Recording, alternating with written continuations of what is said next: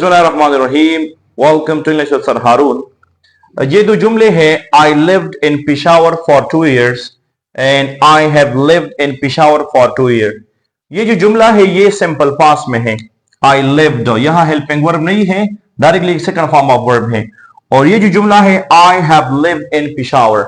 अब याद रखिए ये जो जुमला है ये सिंपल पास्ट में है और ये प्रेजेंट परफेक्ट में है, तो क्या मीनिंग का इस पे कोई असर पड़ता है कि नहीं? हाँ, याद रखिए आई lived in Peshawar for 2 years का मतलब है कि मैं 2 साल पेशावर में रहा, यानी मैं 2 साल वहां मैंने गुजारा, लेकिन अभी मैं वहां नहीं रहता हूं। I live in Peshawar for 2 years mean my living stop there, यानी I do not live there anymore. और जब आप कहते हैं I have lived in Peshawar for 2 years, तो इसका मतलब है कि मैं 2 साल वहां रह चुका हूं और मजीद भी वहां रह रहा हूं। याद रखिए ये जुमला सिंपल पास्ट में है, ये प्रेजेंट परफेक्ट में है। सिंपल पास्ट और प्रेजेंट परफेक्ट में एक नुमाया फर्क ये है कि simple past tense shows an action which happened in the past at a specific time. Simple past वो काम होता है जो पास्ट और माजी में हुआ हो और जिसका प्रेजेंट के साथ, मौजूदा वक्त के साथ कोई रबत और ताल्लुक नहीं है। ये एक पास्ट एक्शन है जो शुरू हुआ और खत्म हुआ। लेकिन प्रेजेंट परफेक्ट में अक्सर लोग गलती करते हैं और कहते हैं कि it shows an action which happened in the past at a non specific time.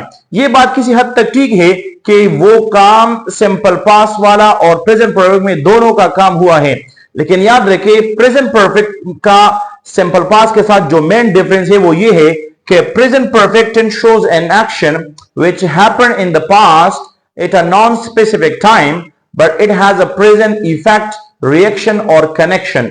याद रखिए प्रेजेंट परफेक्ट टेंस का काम पास्ट में हुआ है, लेकिन इसका माजी के साथ एक रबत और ताल्लुक है। जिस तरह इस सूरत में आप देख सकते हैं कि I have lived in Peshawar for 2 years, मैं 2 साल पेशावर में रह चुका हूं और प्रेजेंट रबत यह है कि अभी मौजूदा तौर पर भी मैं वहां रह रहा हूं। एक और एग्जांपल लिखता हूं, मिसाल के तौर पर कोई स्टूडेंट कहे I studied for the test, I studied for the test, मैंने टेस्ट के लिए मुताला किया। और दूसरा स्टूडेंट कहता है आई हैव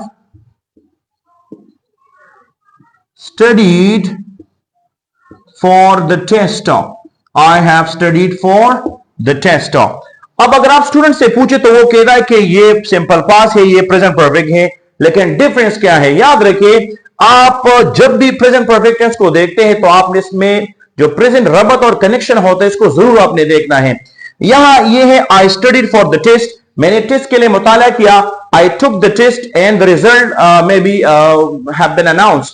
याद रखिए ये जो स्टडी है ये मैंने किया था और टेस्ट भी दिया है, लेकिन जब हम बात करते हैं I have studied for the test, तो यहां ये जो एक्शन है इसका प्रेजेंट के साथ एक रबत है, और रबत यह है कि I have studied for the test but I have not taken the test so far.